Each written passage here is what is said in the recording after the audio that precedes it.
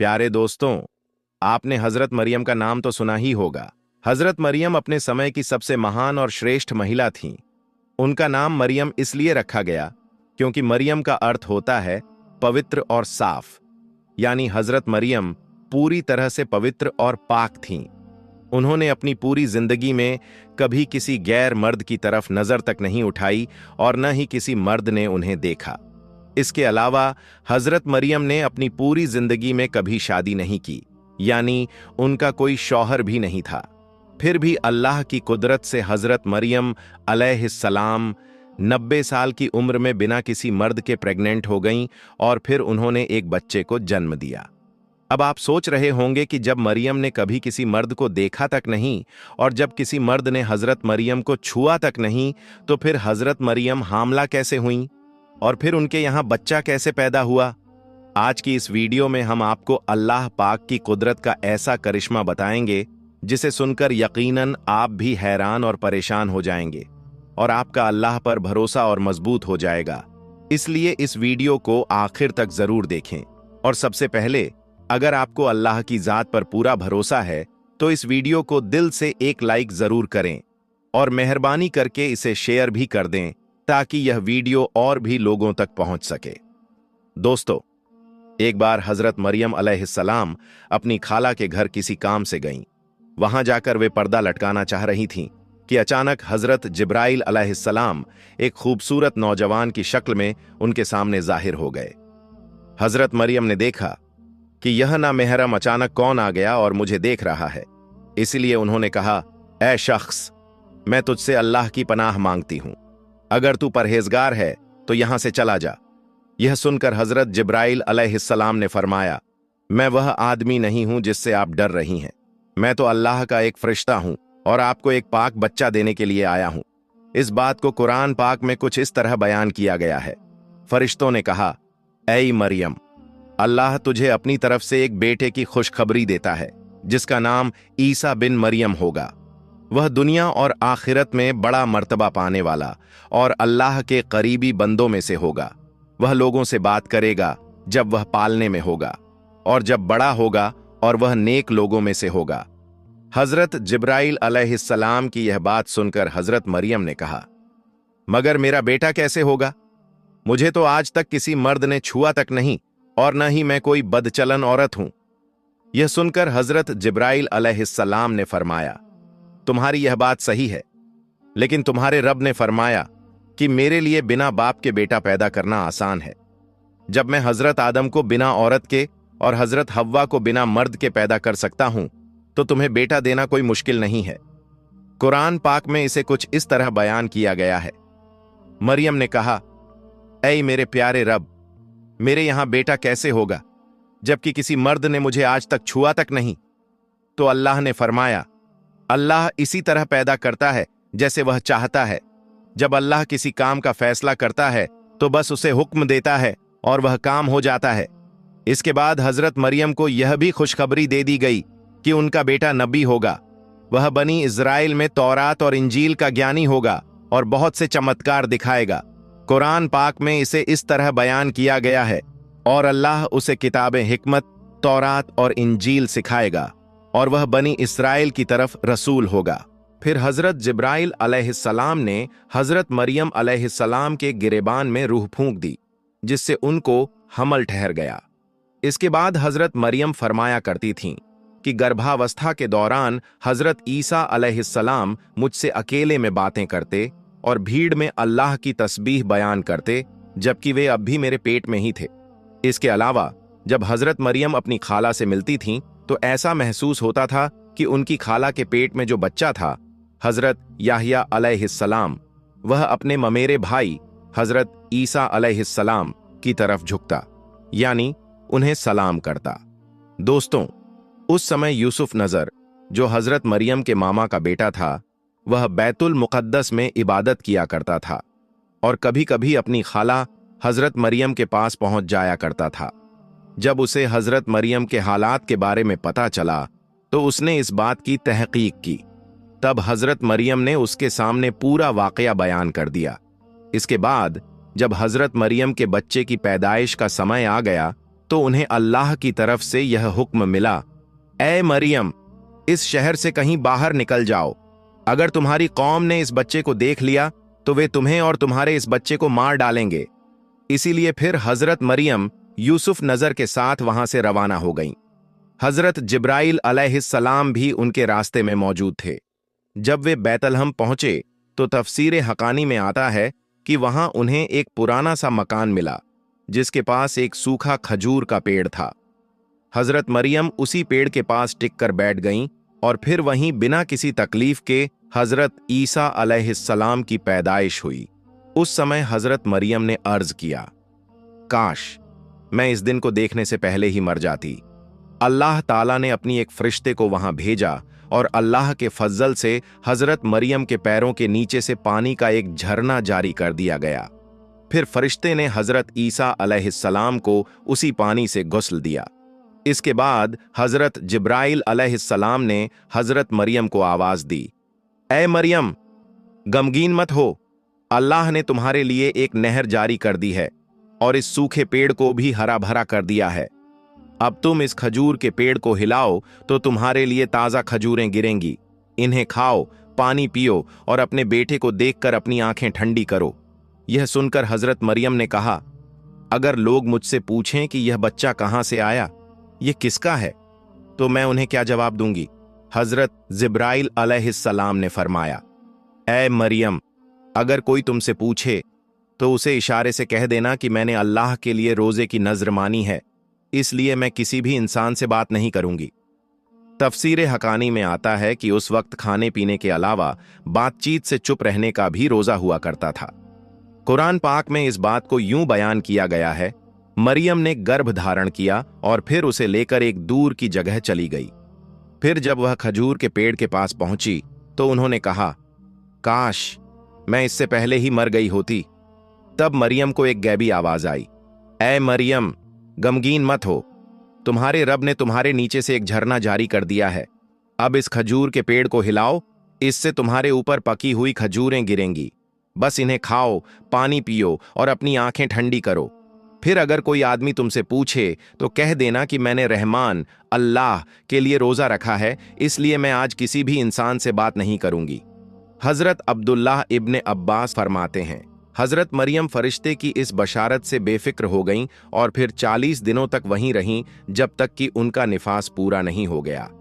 फिर वे अपने घर वापस आ गईं। हर तरह की बशारतें फरिश्तों ने हजरत मरियम को पहले ही दे दी थीं और हर सवाल का जवाब भी बता दिया था। जब लोग उनसे सवाल करेंगे तो वे बस अपने बेटे की तरफ इशारा कर देंगी।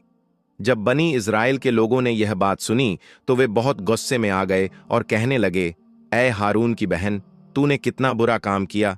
तू तो हजरत हारून की तरह बहुत इबादत किया करती थी, फिर तूने यह गुनाह कैसे कर दिया? यह सुनकर हजरत मरियम ने अपने बेटे हजरत ईसा अलैहिस्सलाम की तरफ इशारा किया और कहा, तुम इसी से पूछ लो। यह सुनकर लोग और भी ज्यादा गुस्सा हो गए और कहने लगे, यह मासूम बच्चा भला कैसे बताएगा? यह कैसे बोल सकता है? इतने में हजरत ईसा अलैहिस्सलाम बोल पड़े, ऐ लोगों, मैं अल्लाह का बंदा हूं। अल्लाह ने मुझे किताब दी है और मुझे तुम्हारे बीच नबी बनाकर भेजा है।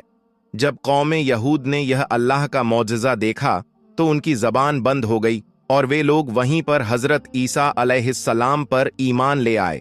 तो दोस्तों, यह है अल्लाह की कुदरत। अल्लाह के लिए कोई भी काम नामुमकिन नहीं है। अल्लाह जो चाहे कर सकता है। अल्लाह किसी काम को बस हुक्म देता है और वह काम हो जाता है। इसलिए कभी भी अल्लाह के किसी हुक्म पर शक मत करना और हमेशा अल्लाह की जात पर पूरा भरोसा रखना।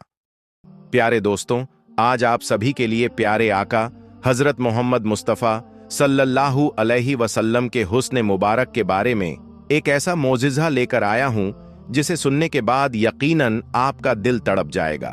और आज की वीडियो में और आज के वाक़ये में आपको यह जानने को मिलेगा कि जो प्यारे आका से सच्ची मोहब्बत करता है उसका इम्तिहान कैसे लिया जाता है। जितनी ज्यादा मोहब्बत आप अल्लाह से करेंगे उतनी ही मोहब्बत आप अल्लाह के नबी से करेंगे और उतना ही बड़ा आपका इम्तिहान लिया जाएगा। इसीलिए यह बात कही जाती है कि हर हाल में अल्लाह का शुक्र अदा करना चाहिए और नाशुक्री नहीं करनी चाहिए। प्यारे दोस्तों, अगर आज आप परेशान हैं तो हो सकता है कि यह अल्लाह आपका इम्तिहान ले रहा हो, और जो सब्र के साथ इस इम्तिहान को पास कर लेता है वह यकीनन कामयाब हो जाता है। प्यारे दोस्तों, आप सभी को बता दें, रिवायत में आता है कि एक नौजवान शख्स जो निहायत ही खूबसूरत था और उसने प्यारे आका का दीदार कर लिया था, और जब उसने प्यारे आका का दीदार किया तो वह आका को दिल दे बैठा, यानी वह आप सल्लल्लाहु अलैहि वसल्लम से मोहब्बत करने लगा था। वह आपका दीवाना हो गया और हर एक चीज आप पर कुर्बान करने के लिए तैयार हो गया। प्यारे दोस्तों, उस नौजवान शख्स का नाम मुसअब बिन उमैर था। आप सभी को बता दें कि वह प्यारे आका की बारगाह में हाजिर हुए और आका से यह कहने लगे, प्यारे आका, अब मैं आपका हो चुका हूं। जब से मैंने आपका दीदार किया है मैं दीवाना हो चुका हूं। मैं आपसे मोहब्बत करता हूं, हर पल बस आपका ही ख्याल रहता है। मुसअब बिन उमैर रजी अल्लाहु ताला अन्हु की यह बात सुनने के बाद प्यारे आका ने फरमाया कि सच्ची मोहब्बत जो होती है वह इम्तिहान लेती है। क्या तुम इसके लिए तैयार हो? तो यह बात सुनकर मुसअब बिन उमैर ने कहा, हाँ मेरे प्यारे आका, अब मैं आपका हो चुका हूं और आपके लिए कुछ भी कर गुजरने को तैयार हूं। प्यारे दोस्तों, इसके बाद आका ने मुसअब बिन उमैर को कलमा पढ़ाया और उन्हें मुसलमान बना दिया। लेकिन प्यारे दोस्तों, आपको बता दें कि मुसअब बिन उमैर रजी अल्लाहु अन्हु के जो घर वाले थे गैर मुस्लिम थे, यानी वे ईमान नहीं लाए थे। आप सभी को बता दें कि मुसअब बिन उमैर के जो घर वाले थे वह बहुत ही ज्यादा अमीर थे, यानी बहुत ही ज्यादा मालों दौलत रखने वाले थे। मुसअब बिन उमैर के जो पिता थे, जो उनके वालिद थे, वह मक्का के एक कबीले के सरदार थे और बहुत जानी मानी शख्सियत के मालिक थे, और मुसअब बिन उमैर अपने माँ बाप की इकलौती औलाद थे।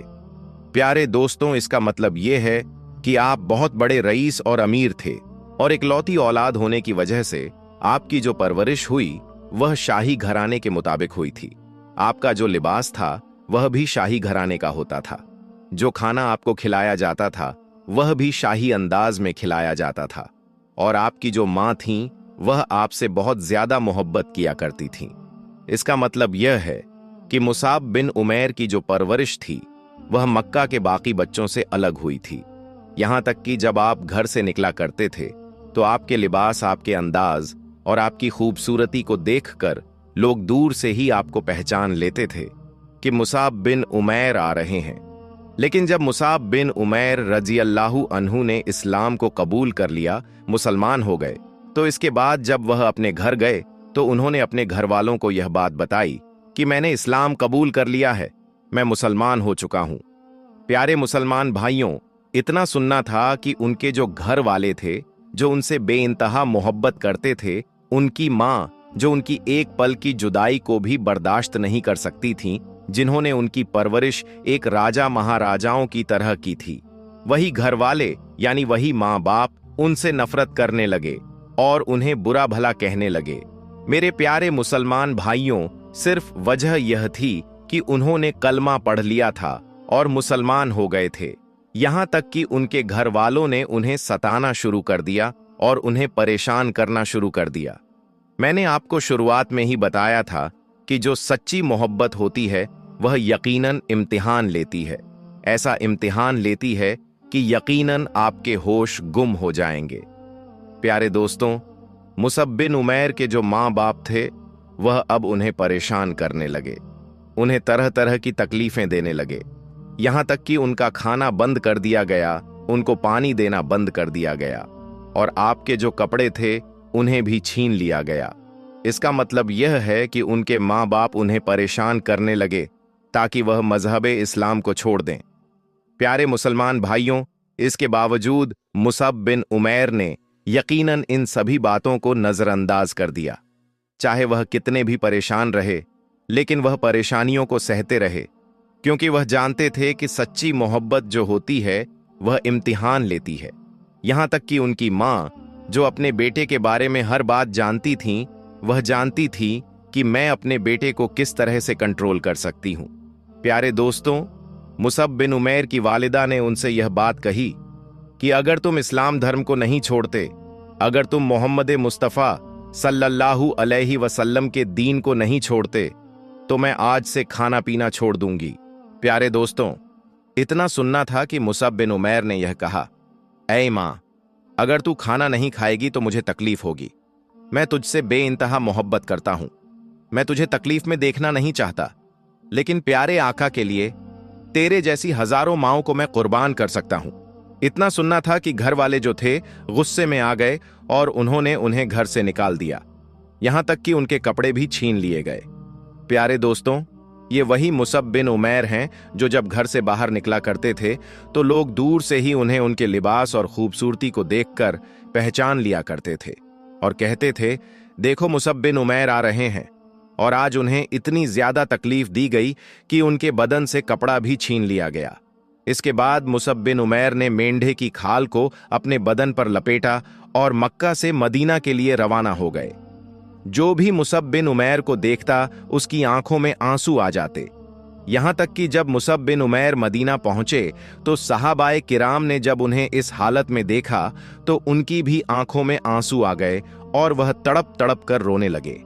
यहां तक कि यह बात प्यारे आका सल्लल्लाहु अलैहि वसल्लम तक पहुंची। आप सल्लल्लाहु अलैहि वसल्लम अपनी बारगाह से बाहर आए और मुसअब बिन उमैर की हालत देखकर सहाबा से कहने लगे, देखो मेरा दीवाना आ गया। यह वही दीवाना है जिसकी परवरिश मक्का में सबसे जुदा हुई। यह वही आशिक है जिसके लिए शाही दस्तरख्वान बिछा करता था। यह उसी कबीले के सरदार का बेटा है और यही वह मुसअब बिन उमैर है जिसे लोग दूर से ही देखकर पहचान लिया करते थे। प्यारे दोस्तों, आप सल्लल्लाहु अलैहि वसल्लम की यह सारी बातें सुनकर सभी सहाबा रोने लगे।